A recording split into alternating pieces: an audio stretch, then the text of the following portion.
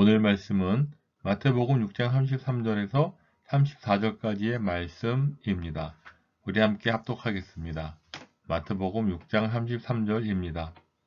너희는 먼저 그의 나라와 그의 의를 구하라. 그리하면 이 모든 것을 너희에게 더하시리라.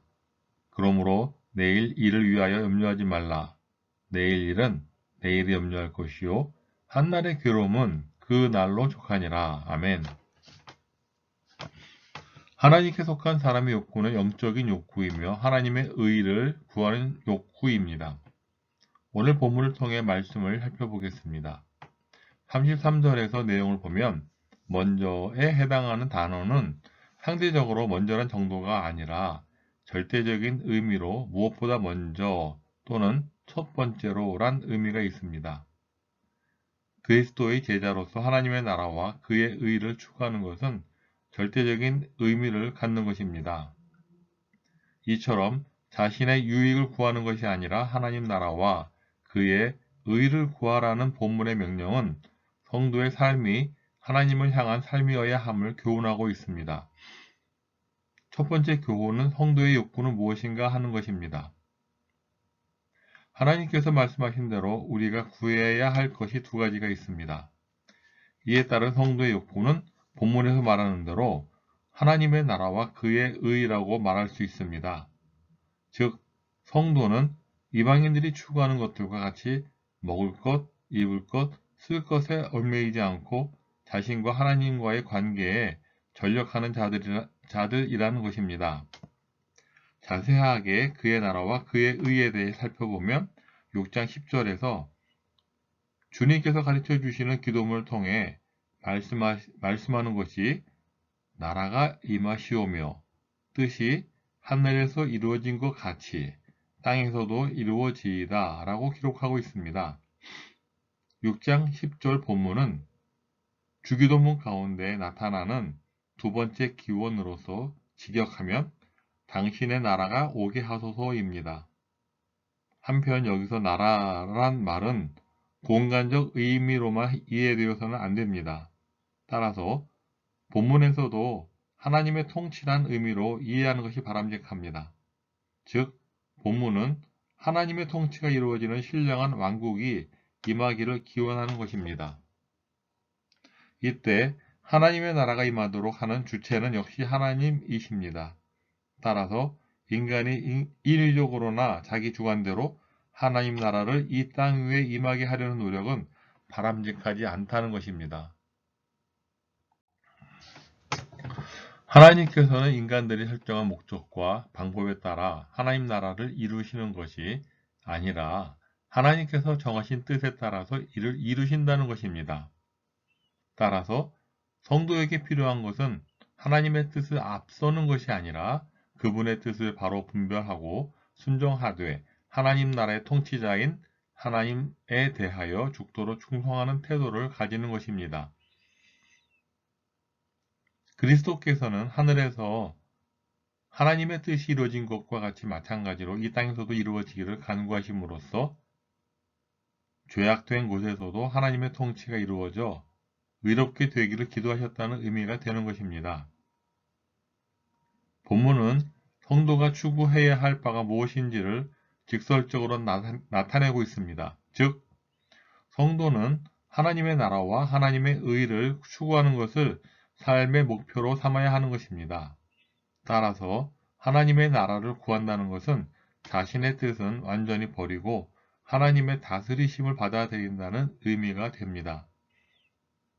그리고 그의 의라는 것도 인간적인 기준에 있어서의 의가 아닌 순전히 하나님께서 설정하신 의를 가리키고 있습니다.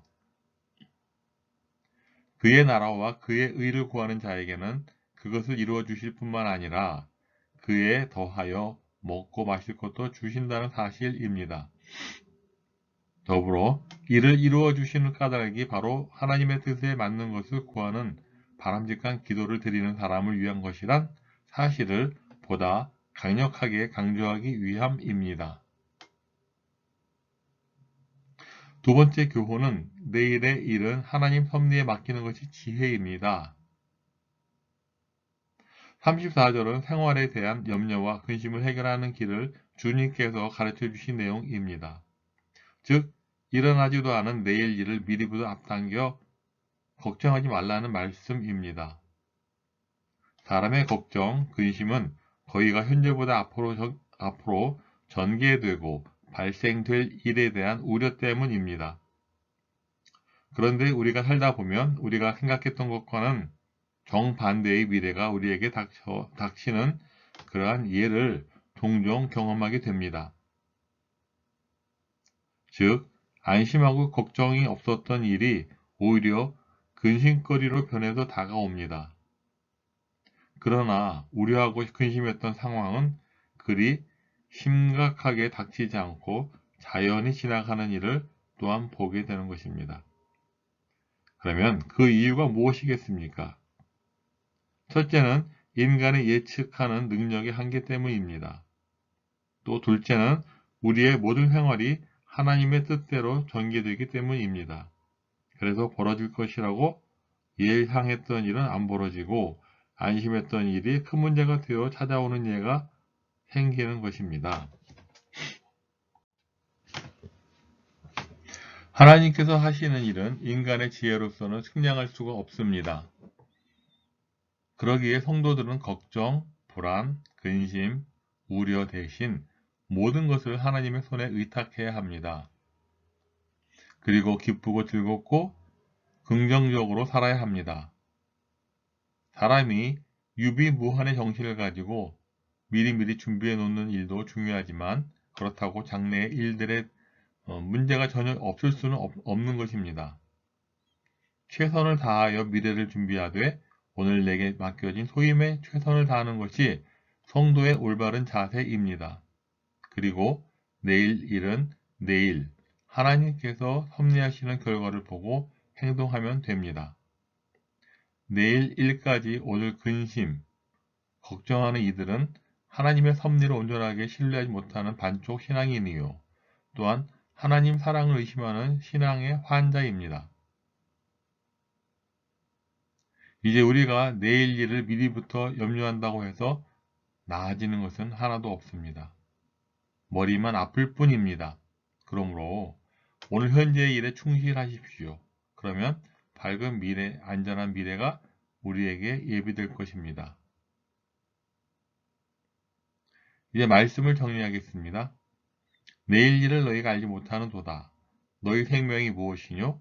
너희는 잠깐 보이다가 없어지는 안개니라.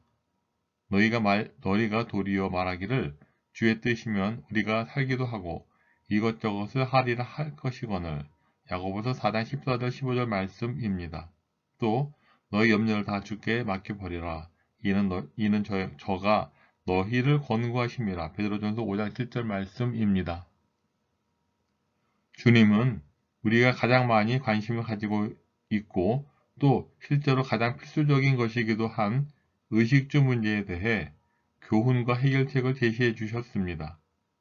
그리고 결론은 그의 나라와 그의 의를 먼저 구하라는 명령입니다.